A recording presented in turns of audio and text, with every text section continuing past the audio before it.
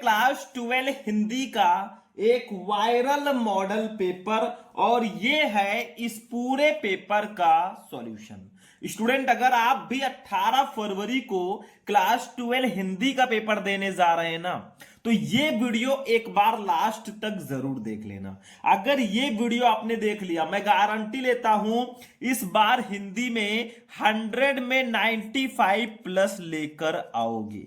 क्योंकि जैसे ही मैंने सुना भैया 18 फरवरी को एग्जाम है, मैं आपके लिए एक ऐसा पेपर तैयार करके लाया हूं ना जो बहुत ही ज्यादा इंपॉर्टेंट है और इसमें जितने भी क्वेश्चन होंगे सारे बहुत ज्यादा स्पेशल होंगे। तो क्लास 12 हिंदी का ये पेपर है। पेपर कोड अपने ध्यान में रख लेना 306 MN और इस पूरे 100 नंबर के पेपर को आज हम सॉल्व करेंगे। समय आपके पास रहता है 3 घंटे 15 मिनट पूरा पेपर करने के लिए। यहां पे अपना नाम वाम डाल देना भैया, जो भी आपका नाम हो, ठीक है। ये तो जमा नहीं होगा, कॉपी ही जमा होगी। बाकी कुछ आपको नोट दिए गए हैं भैया, पैसे वाले नोट नहीं। देखो, प्रारंभ के 15 मिनट आपको क्वेश्चन पेपर पढ़ना है। इस प्रश्न पत्र में 2 खंड हैं, दोनों खंडों के सभी प्रश्नों का आपको उत्तर देना है, बस हो गया। अब चलिए पेपर को स्टार्ट करते हैं। इससे पहले आप वीडियो को लाइक कर देना, चैनल को भी सब्सक्राइब करके रखना ताकि ऐसे ऐसे वीडियोस आपको टाइम से मिलते रहें। सबसे पहले देखो बच्चों, हमारा हिंदी का पेपर 2 खंड में होगा। सबसे पहले आता है खंड का, जो कि होगा पूरे 50 नंबर का। उसके बाद में होगा खंड खा, ठीक है। खंड का में आपके बहुविकल्पीय प्रश्न, गद्यांश, पद्यांश, साहित्यिक परिचय, कहानी, खंड का भी ये रहेंगे। खंड खा में भी आपके बहुत सारे टॉपिक रहेंगे। चलो एक एक क्वेश्चन का आंसर देखते हैं, ध्यान से समझो। गद्यांश पद्यांश सबको मैं सॉल्व कराऊंगा, जब मत लेना टेंशन जब तक है आपके भैया शुभम। देखो फर्स्ट का कल्पलता के लेखक कौन है बताओ। कल्पलता के लेखक कौन है? महावीर प्रसाद द्विवेदी, प्रोजी सुंदर रेड्डी, वासुदेव शरण अग्रवाल या प्रेमचंद। भैया कल्पलता के जो लेखक हैं वासुदेव शरण अग्रवाल जी हैं, आप सभी को पता होगा। आपके 12th में इनका फर्स्ट चैप्टर ही है गद्यांश में, राष्ट्र का स्वरूप, और इस चैप्टर को हमारे वासुदेव शरण अग्रवाल जी ने लिखा है, जो कि कल्पलता के भी लेखक हैं। तो आप क्या करना, जितने भी लेखक हैं, जितने भी कवि हैं, सबका साहित्यिक परिचय और उनकी रचनाओं को पढ़ लेना। उधर 5 नंबर 10 नंबर फिक्स और इधर भी आपका ऑब्जेक्टिव फिक्स, ठीक है। दूसरा खा, हरिशंकर प्रसाद की जैसे उनके दिन फिरे किस विधा की रचना है? मतलब हरिशंकर प्रसाद जी की एक रचना है जैसे उनके दिन फिरे, ये किस विधा की रचना है? उपन्यास, कहानी, निबंध या नाटक? भैया सिंपल सा है, ये कहानी है। हरिशंकर प्रसाद जी का जो रचना है जैसे उनके दिन फिरे, ये एक कहानी है। सेकंड ऑप्शन सही है। गा वाला क्वेश्चन देख लो फटाफट। चलो भैया, पूरे 100 नंबर का पेपर सॉल्व करना है। अभी तो मापी है मुट्ठी भर जमी हमने, अभी तो सारा आसमान बाकी है। चलो गा। आनंद कादंबरी पत्रिका के संपादक कौन थे? प्रताप नारायण मिश्र, बाल मुकुंद गुप्त, राधाचरण गोस्वामी या बद्री नारायण चौधरी प्रेमघन? भैया ये लो, ठीक है। कैसे याद रखोगे? देखो, कादंबिनी में ना आता है, प्रेम घन में भी ना आता है, ठीक है, या बद्री नारायण में भी ना आता है। तो आप समझ जाना आनंद कादंबिनी के जो लेखक हैं वो बद्री नारायण चौधरी प्रेमघन है। दूसरा ट्रिक ये है ना कि आपके आनंद कादंबिनी में आनंद में एक ना आया है, कादंबिनी में भी एक ना, यानी कि 2 ना, और बद्री नारायण में ना एक और प्रेमघन में एक ना, 2 यहां पे भी ना है। तो आप समझ जाना आनंद कादंबिनी के लेखक है बद्री नारायण चौधरी प्रेमघन। ये एक छोटा सा ट्रिक मैंने बताया भाई, ताकि आप लोगों को थोड़ा इजी रहे।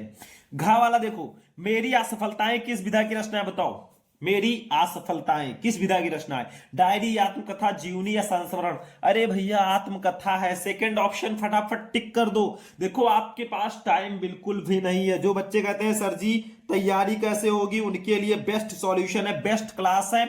ध्यान से समझो। अंगा नंबर, द्विवेदी युग के लेखक कौन है? सदल मिश्र, मोहन राकेश, सरदार पूर्ण सिंह या हजारी प्रसाद द्विवेदी? अरे भैया मोहन राकेश जी जो हैं ये द्विवेदी युग के लेखक है। सेकंड ऑप्शन ऐसे टिक कर दो, ठीक है। तो आपके 5 क्वेश्चन हो गए हिंदी गद्य के इतिहास से, हिंदी गद्य साहित्य से, ठीक है। अब 5 क्वेश्चन जो हमारे होंगे वो हिंदी पद्य साहित्य से भी रहेंगे, यानी कि टोटल 10 क्वेश्चन। दूसरे का देखो, विनय पत्रिका किस काल की रचना है बताओ। विनय पत्रिका किस काल की रचना है? आदिकाल, भक्तिकाल, रीतिकाल या आधुनिक काल? अरे भैया ये भक्तिकाल की रचना है। अब आप लोग बताइएगा विनय पत्रिका के रचनाकार कौन है? देखते हैं कितने स्टूडेंट इसका सही जवाब देते हैं। मैं आशा करूंगा आप सभी इसका सही आंसर देंगे। विनय पत्रिका के रचनाकार कौन है, कवि कौन है बताओ फटाफट। चलो खा वाला, छायावाद की विशेषता क्या है? छायावाद की विशेषता है क्या? उपदेशात्मक वृत्ति, इतिवृत्तात्मकता, सौंदर्य और प्रेम या श्रृंगार वर्णन। अरे भैया सौंदर्य और प्रेम जो है ना छायावाद की विशेषता है। छायावादी कवियों में जयशंकर प्रसाद, महादेवी वर्मा, सुमित्रानंद पंत, सूर्यकांत त्रिपाठी, निराला, ये सब आते हैं। प्रेम और सौंदर्य काफी है इनमें।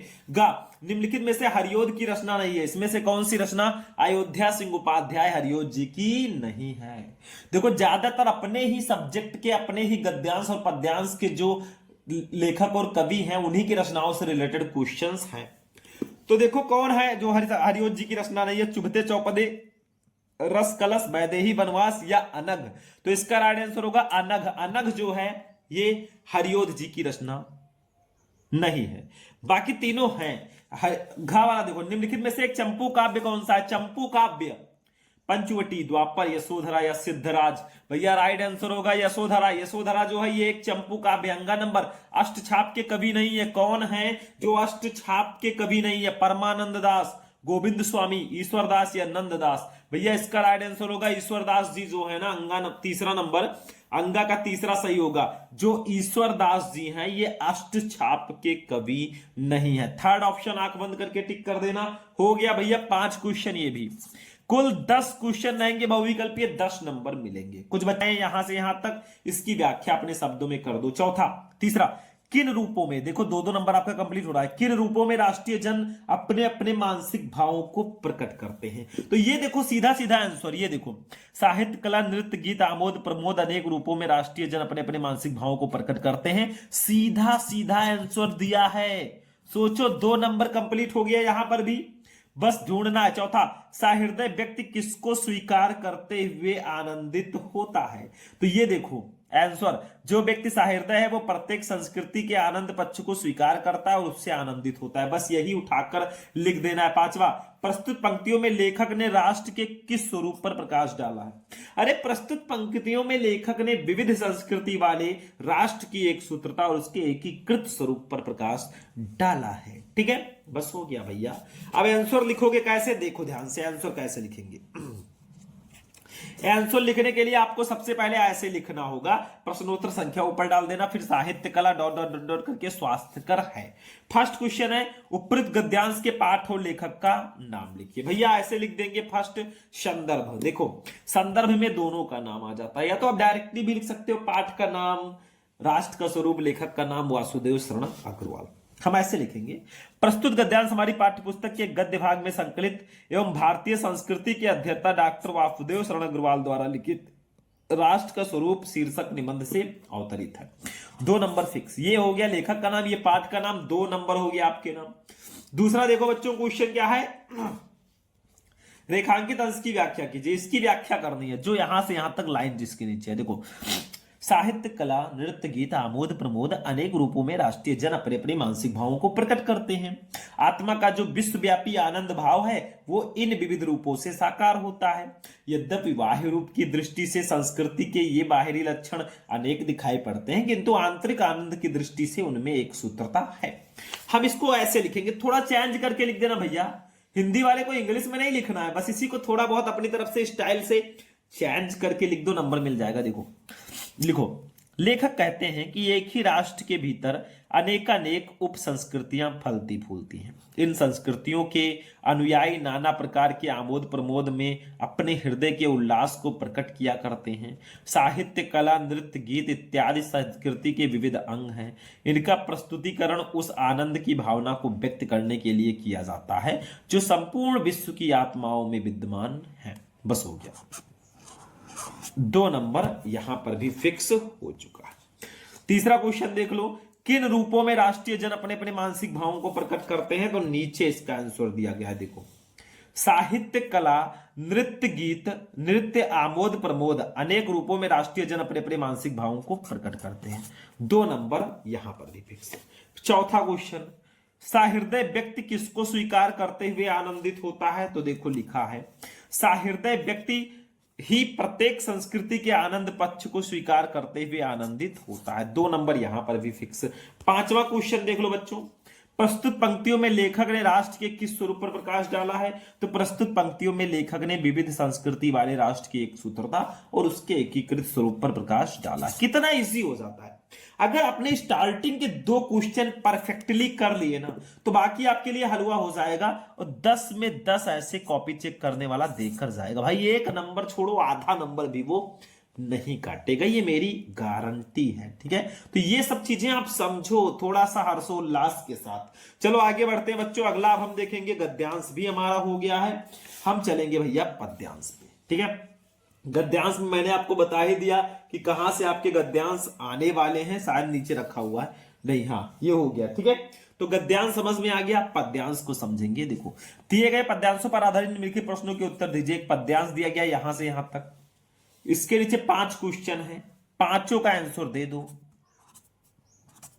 10 नंबर ले जाओ। नहीं पता तो अथवा लगा, ये दूसरा वाला पद्यांश में दिया गया है कैकेयी का अनुताप चैप्टर का, इसको भी आप कर सकते हो। हम इसी को करेंगे भैया। देखो पहले इसका हिंदी मीनिंग में बता देता हूं, फिर इसका आंसर मैं ढूंढ कर बता दूंगा, फिर कैसे लिखना है वो मैं बता दूंगा। देखो ध्यान से समझो। जाते जाते अगर पथ में क्लांत कोई दिखावे, तो जाके सन्निकट उसकी क्लांतियों को मिटाना, धीरे धीरे परस करके गात उत्ताप खोना, संदिग्धों से श्रमित जन को हर्षितों सा बनाना, लज्जाशीला पथिक महिला जो कहीं दृष्टि आए, होने देना विकृत वसना तो ना तू सुंदरी को, जो थोड़ी भी श्रमित वो हो गोद ले श्रांति खोना, होठों की ओ कमल मुख की म्लानताएं मिटाना। ये हमारे जो किस चैप्टर का है, पवन दूतिका का ये है। पवन दूतिका के कवि हैं अयोध्या सिंह उपाध्याय हरिओत जी। यहां पर जो है राधा जी से श्री कृष्ण जी जो है राधा जी को छोड़ के चले गए हैं। ठीक है, अब राधा जी बहुत परेशान है, पवन को अपना दूत बनाकर भेजती हैं। पवन से कहती है कुछ शर्त। देखो वो कहती हैं, जाते जाते, अगर जाते जाते पथ में, यानी कि अगर तुम्हें रास्ते में क्लांत कोई दिखावे, ठीक है, क्लांत का मतलब थका हुआ कोई दिखावे, तो जाके तो जाना उसके सन्निकट पास, उसकी क्लांतियों को, उसकी थकावट को मिटाना, मिटा देना। धीरे धीरे परस स्पर्श करके गात उसके शरीर के उत्ताप गर्मी को खोना, सदगंधों से सुगंधों से युक्त श्रमित उस श्रमित जन मनुष्य को हर्षितों सा बनाना, यानी कि प्रफुल्लित कर देना। मतलब राधा पवन दूतिका से आगे कहती है कि मार्ग में तुम्हें कोई थका हारा व्यक्ति मिल जाए तो तुम उसके पास चले जाना, फिर धीरे धीरे उसके शरीर को स्पर्श कर उसके दुख संताप को मिटा देना, साथ ही उसके चारों ओर अपनी सुगंध बिखेर कर उस थके हुए व्यक्ति को प्रफुल्लित कर देना। फिर कहती हैं, लज्जाशीला पथिक महिला जो कहीं दृष्टि आवे। लज्जाशीला लाजवंती पथिक महिला, पथिक स्त्री, पथिक का मतलब मुसाफिर या यात्री कोई स्त्री जो अगर दृष्टि आवे तुम्हें दिखाई दे, होने देना तो मत होने देना, विकृत वसना, उसको वस्त्र को अस्त व्यस्त ना तो सुंदरी को सुंदरी को। वो कहती हैं आगे कि अगर तुम्हें कोई रास्ते में लाजवंती स्त्री दिखाई दे तो उसके वो इतनी तेजी से मत बहना कि उसके वस्त्र जो हैं अस्त व्यस्त हो जाए। पवन का मतलब हवा ही, तो अब हवा तेजी से चलेगी भाई तो कपड़े इधर उधर होंगे ही। जो थोड़ी भी श्रमित हो, अगर वो थोड़ी सी भी थकी हो, गोद ले, उसे अपनी गोद में लेकर श्रांति खोना, उसकी थकावट को मिटा देना, और होठों की ओर और उसके होठों की ओर कमल सदृश मुख की म्लानताएं मलिनता को मिटाना, हरा लेना। कहते हैं आगे कि अगर वो थोड़ी सी भी थकी हुई दिखाई दे तो उसे अपनी गोद में लेकर उसकी थकावट मिटा देना, और उसके होठों की और कमल सदृश मुख की मलिनता को तुम हर लेना। ठीक है, क्वेश्चन देखो, उपयुक्त पद्यांश के शीर्षक और कवि का नाम लिखिए। शीर्षक का नाम पवन दूतिका, कवि का नाम अयोध्या सिंह उपाध्याय हरिओत। दूसरा, रेखांकित अंश की व्याख्या कीजिए। आपको 2 लाइनों की व्याख्या करनी है। धीरे धीरे परस करके गात उत्ताप खोना, सदगंधों से श्रमित जन को हर्षितों सा बनाना। तीसरा, राधा पवन दूतिका को क्लांत व्यक्ति के संबंध में क्या कहती है? तो राधा पवन दूतिका को क्लांत व्यक्ति के संबंध में कहती है कि उसके शरीर की गर्मी को दूर करने और उसकी सुगंध से उसका मन हर्षित करने के लिए समझाती है। चौथा, राधा ने पवन को पथिक महिला के साथ कैसा व्यवहार करने का निर्देश दिया? तो राधा ने पवन को पथिक महिला के संबंध में निर्देश देते हुए कहा कि उस लज्जाशील महिला के वस्त्रों को ना उड़ाएं, उसे अपनी गोद में लेकर उसकी थकावट दूर करें तथा उसके होठों व कमल जैसे मुख की मलिनता को अपनी शीतलता से दूर करें। पांचवा, कमल मुख में कौन सा अलंकार है? कमल मुख में उपमा अलंकार होगा, शायद रूपक होगा, आप लोग देख लीजिएगा थोड़ा सा यहाँ पे। ठीक है, सही आंसर आप लोग बताइएगा इसका थोड़ा। मुझे भी डाउट है। चलो ऐसे डाल देना, बैठी खिन्ना एक डॉट डॉट डॉट डॉट क्रूरता से। फर्स्ट है उपरोक्त पद्यांश के शीर्षक और कवि का नाम, तो हम संदर्भ लिख देंगे। देखो, प्रस्तुत पद्यांश महाकवि अयोध्या सिंह उपाध्याय हरिओद द्वारा रचित प्रिय प्रवास से हमारी पाठ्य पुस्तक के पद्य भाग में संकलित पवन दूतिका शीर्षक से अवतरित है। कवि का नाम, शीर्षक का नाम। 2 नंबर आपके नाम। दूसरा, रेखांकित अंश की व्याख्या कीजिए। आपको 2 लाइनों की व्याख्या करनी है। धीरे धीरे परस करके गात उत्ताप खोना, सदगंधों से श्रमित जन को हर्षितोषा बनाना। इसकी व्याख्या ऐसे करेंगे। देखो, रेखांकित अंश की व्याख्या हेडिंग डालेंगे, लिखेंगे, राधिका पवन दूतिका से कहती है कि जाते जाते यदि मार्ग में तुझे कोई थका हुआ व्यक्ति दिखाई दे तो तू धीरे धीरे उसकी शरीर को स्पर्श करते हुए उसके शारीरिक ताप को दूर करना और अपनी सुगंध से उस व्यक्ति का मन प्रसन्न कर देना। बस हो गया। तीसरा देख लो बच्चों, राधा पवन को क्लांत व्यक्ति के संबंध में क्या समझाती हैं, तो देखो भैया ये भी देख लो। राधा पवन को क्लांत व्यक्ति के संबंध में क्लांत व्यक्ति का दुख दूर करने, उसके शरीर की गर्मी को दूर करने और अपनी सुगंध से उसका मन हर्षित करने के संबंध में समझाती है। चौथा, राधा ने पवन को पथिक महिला के साथ कैसा व्यवहार करने के निर्देश दिए, तो राधा ने पवन को पथिक महिला के संबंध में निर्देश देते हुए कहा कि वो उस लज्जाशील महिला के वस्त्रों को ना उड़ाए, अपनी गोद में लेकर उसकी थकावट दूर करे तथा उसके होठों व कमल जैसे मुख की मलिनता को अपनी शीतलता से दूर करे। बस हो गया। 5वां, कमल मुख में कौन सा अलंकार है, तो कमल मुख में उपमा अलंकार होगा। बस हो गया। लो बेटा 10 में 10 यहां पर भी ले लो, कोई भी नंबर कट नहीं हो सकता जब तक है हम 9 नंबर कटिंग। चलो भैया आगे बढ़ते हैं बच्चों। ये देखो 5वें कक्का, अब लेखक और कवियों का साहित्यिक परिचय आएगा 5-5 नंबर का, यानी कि 10 नंबर। देखो, निम्नलिखित में से किसी एक लेखक का साहित्यिक परिचय देते हुए उनकी प्रमुख रचनाओं को लिखिए। 5 नंबर भैया, जैसे हरिशंकर प्रसाद, डॉक्टर हरि प्रसाद द्विवेदी और प्रोज सुंदर रेड्डी जी। तो हरिशंकर प्रसाद जी को आज मैं बता देता हूं, बहुत सिंपल है भाई, मैं जल्दी जल्दी बताऊंगा क्योंकि इस पर मैं एक डिस्क्राइब वीडियो बना चुका हूं, सारे साहित्यिक परिचय एक वीडियो में। तो जब भी आप किसी भी लेखक या कवि का साहित्यिक परिचय लिखें तो पहले एक छोटा सा जीवन परिचय लिख देना।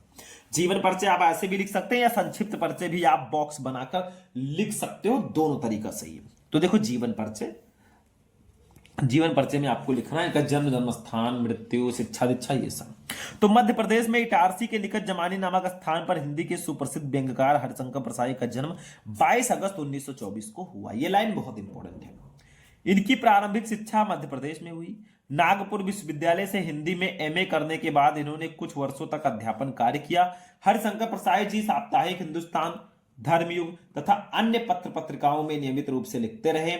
10 अगस्त 1995 को ये यशस्वी साहित्यकार परलोकवासी हो गया। बस साहित्यिक परिचय मेन हेडिंग जो आपको 3 नंबर देकर जाएगी। देखो, साहित्यिक परिचय में आपको लिखना है इनका हिंदी साहित्य में कैसा परिचय, कैसी रचनाएं करते थे, क्या क्या लिखते थे और किस प्रकार के ये लेखक थे, ये सब आपको साहित्यिक परिचय में लिखना है। देखो, व्यक्ति और समाज के नैतिक एवं सामाजिक दोषों पर मार्मिक प्रहार करने वाले व्यंग प्रधान निबंधों के लेखन में अग्रणी शब्द और उसके भाव के पारखी परसाई जी की दृष्टि लेखन में बड़ी सूक्ष्मता के साथ उतरती थी।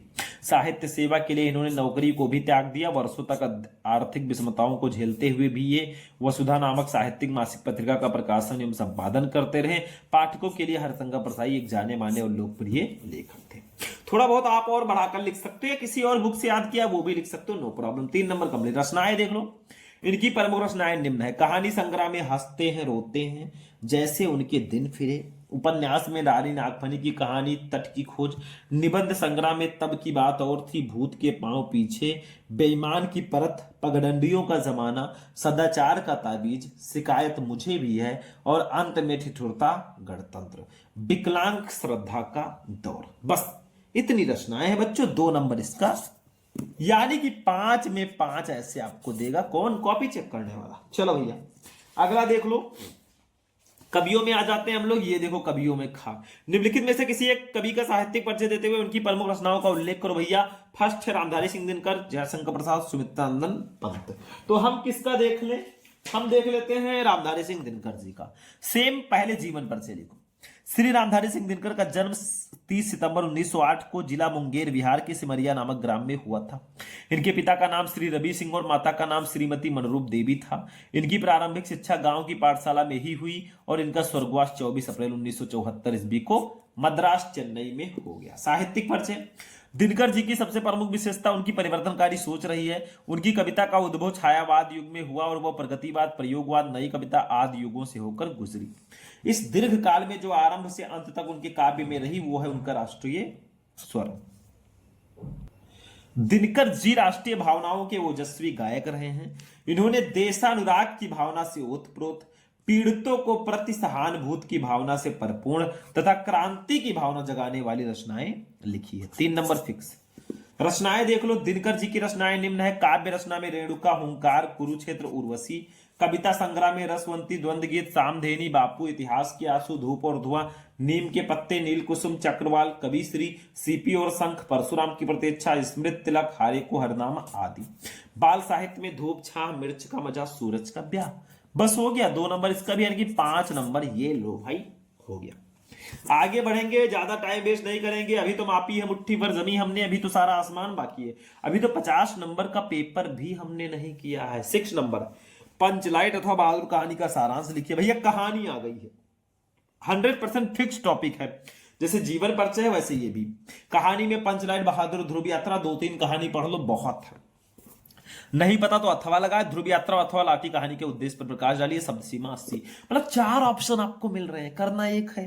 पंचलाइट कहानी का सारांश लिख दो या बहादुर कहानी का सारांश लिख दो। दोनों नहीं पता, ध्रुव यात्रा कहानी का उद्देश्य लिख दो। ये भी नहीं पता, लाठी कहानी का उद्देश्य लिख दो। भाई हम लिखेंगे आज पंचलाइट कहानी का सारांश। ये कहानी मैं कई बार आपको बता चुका हूं, कोई पहली बार नहीं है, तो इसको समझते हैं। देखो, पंचलाइट रेणु जी की आंचलिक कहानी है। कहानी में बिहार के एक पिछड़े गांव के परिवेश का सुंदर चित्रण किया गया है। रेणु का मतलब फणीश्वर नाथ रेणु जी की।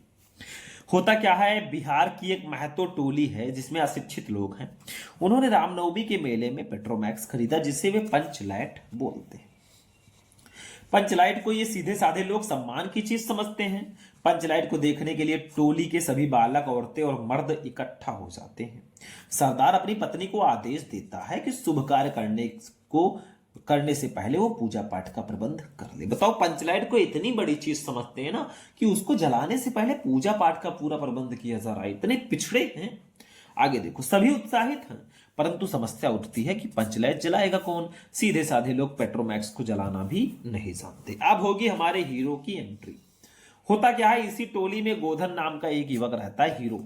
वो गांव की मुनरी नामक एक युवती से प्रेम करता है। गांव की एक लड़की से वो प्रेम करता है जिसका नाम मुनरी है। मुनरी की मां ने पंचों से गोधन की शिकायत की थी कि वो उसके घर के सामने से सिनेमा का गाना गाकर निकलता है। मतलब जब मुनरी की मां गुलरी काकी को लगा कि गोधन हमारे सामने से गाना गाकर निकलता है मुनरी को देखते हुए, तो उन्होंने शिकायत कर दी कि गोधन जो है हमारे घर के सामने से सलीमा का गाना गाकर निकलता है, सनम रे मैं तेरा सनम हुआ रे। इस कारण पंचों ने उसे जाति से निकाल रखा है, और इस कारण पंचायत वालों ने गोधन को जाति से निकाल रखा था, गांव से ही। मुनरी को पता है कि गोधन पंचलाइट जला सकता है। मतलब गोधन ही एक लड़का होता है ना, थोड़ा बहुत दिमाग है उसके पास, वो पंचलाइट जला सकता है। वो चतुराई से ये बात पंचों तक पहुंचा देती है। होता क्या है, अब पंचायत वाले क्या करेंगे, या तो अपनी बेइज्जती कराएंगे आसपास वाले गांव में, या तो फिर पंचलाइट जलाने के लिए गोधन को बुलाएंगे। तो पंच गोधन को पुनः जाति में ले लेते हैं, क्योंकि वो पंचलाइट को जला देता है। मुनरी की मां गुलरी काकी काफी प्रसन्न होकर गोधन को शाम के भोजन का निमंत्रण देती है। जो गुलरी काकी गोधन का शिकायत लेकर गई थी पंचायत वालों के पास, आज वो डिनर के लिए इन्वाइट करती हैं गोधन को। पंच भी अति उत्साहित होकर गोधन को कह देते हैं, तुम्हारा साथ खून माफ, खूब गाओ सलीमा का गाना, खूब गाओ सनम रे मैं तेरा सनम हुआ रे। पंचलाइट की रोशनी में लोग भजन कीर्तन करते तथा उत्सव मनाते हैं। कहानी का कथानक सजीव है। सीधे साधे अनपढ़ लोगों की संवेदनाओं को बाड़ी देने में रेणु जी समर्थ रहे हैं। इस कहानी में आंचलिक जीवन की सजीव झांकी प्रस्तुत की गई है। बस हो गया, 5 नंबर फिक्स भाई। चलो ये भी हो गया, बढ़ते चलो आगे। अब हम चलेंगे भैया नेक्स्ट पे, खंड काव्य है। भैया ये खुद से करना होता है। देखो 7वां, स्वपठित खंड काव्य के आधार पर किसी एक खंड के एक प्रश्न का उत्तर दीजिए, शब्द सीमा 80। ये खुद करना होता है, ये जिला वाइज होता है। जैसे हम यूपी से हैं, यूपी में कई जिले हैं, कुछ जिलों में मुक्त यज्ञ खंड काव्य है, कुछ जिलों में सत्य की जीत है, कुछ जिलों में रश्मि रथी है, कुछ जिलों में आलोक वृत्त है, कुछ जिलों में त्यागपति है, कुछ जिलों में श्रवण कुमार है। तो आप किस जिले से और आप में कौन सा खंड काव्य है कमेंट कर देना। खंड काव्य नहीं पता है तो आप जिला ही कमेंट कर देना। तो हमारा खंड का हो चुका है 10 नंबर का बहुविकल्पीय, 10 नंबर का गद्यांश, 10 नंबर का पद्यांश, 10 नंबर का साहित्यिक परिचय, 5 नंबर की कहानी, 5 नंबर का खंड काव्य, 50 नंबर फिक्स हो गया। चलो अब हम चलेंगे बच्चों खंड खा पे। खंड खा जो है इसमें हिंदी संस्कृत के गद्यांश और पद्यांश रहेंगे, फिर उसके बाद में हिंदी व्याकरण के क्वेश्चंस रहेंगे। देखो 8वां, दिए गए गद्यांशों में से किसी एक का संदर्भ सहित हिंदी में अनुवाद करो 7 नंबर। मतलब एक आपको संस्कृत का गद्यांश दिया गया है।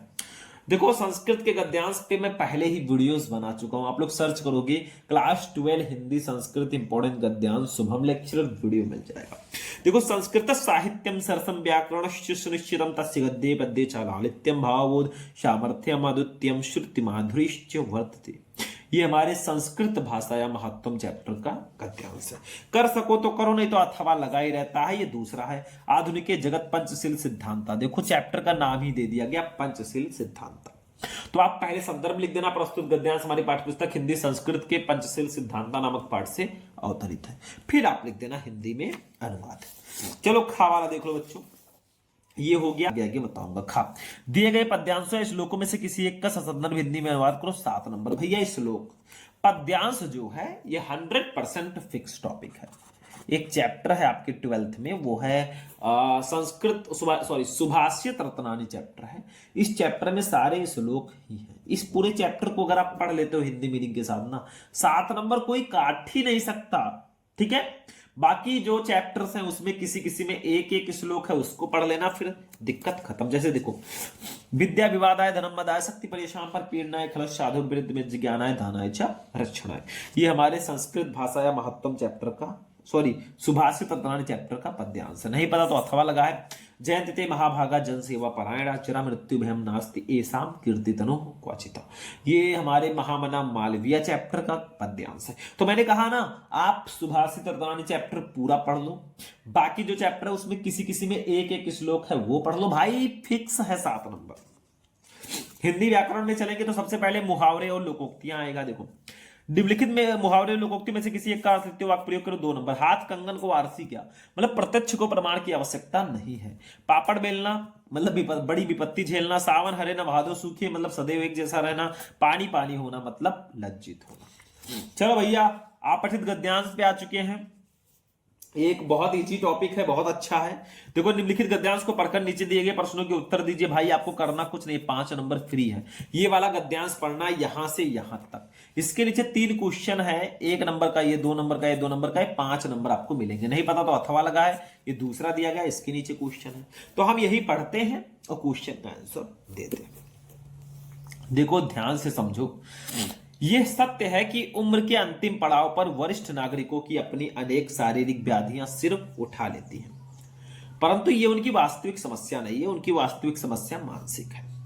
ये मान लिया जाता है कि जब अब व्यक्ति शारीरिक और मानसिक श्रम के योग्य नहीं रहा, चाहे वो स्वस्थ क्यों ना हो, जैसे ही व्यक्ति की आर्थिक उपयोगिता में कमी आती है वो सामाजिक रूप से अनुपयोगी मान लिया जाता है। वो समाज एवं परिवार की नजरों में बोझ, अनुपयोगी तथा फालतू मानने से उसे मानसिक पीड़ा होती है। मतलब जब तक कोई इंसान कमा रहा है ना, उसको लोग मान रहे हैं, उपयोगी मान रहे हैं। अगर आप ही सोचो घर में कोई कमा रहा है, जब तक वो कमा रहा है उसकी वैल्यू है, उसकी लोग सम्मान करेंगे, उसका इज्जत करेंगे। जैसे ही वो नहीं कमाएगा ना, उसको फालतू मान लेंगे, बेकार मान लेंगे, बेकार है ये, ऐसा है, किसी काम का नहीं है। ऐसा होता है, इसीलिए कहते हैं पैसे अगर कमाना ना तो उसको इन्वेस्ट करके रखना, ताकि कल को आपको काम आए वो पैसे।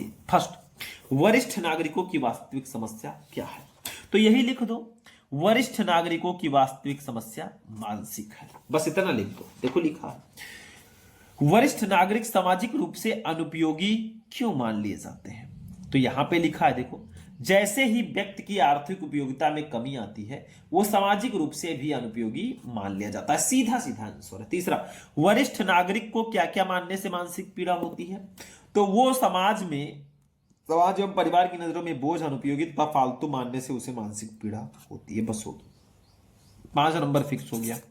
अरे कहां पड़े हो चक्कर में जब है ही कोई नहीं टक्कर में। चलो ये भी हो गया। ये चलो शब्द युग्म पर चलते हैं 11 का निम्नलिखित शब्द युग्मों का सही अर्थ चुनकर लिखिए। जैसे फर्स्ट है अभिराम, अविराम, इसका सही अर्थ क्या होगा? जो पहले उसका अर्थ पहले, जो बाद में है वो बाद में। तो सुंदर और विश्राम, सुंदर और लगातार, घमंड और निरंतर, प्रत्यक्ष और अविलंब।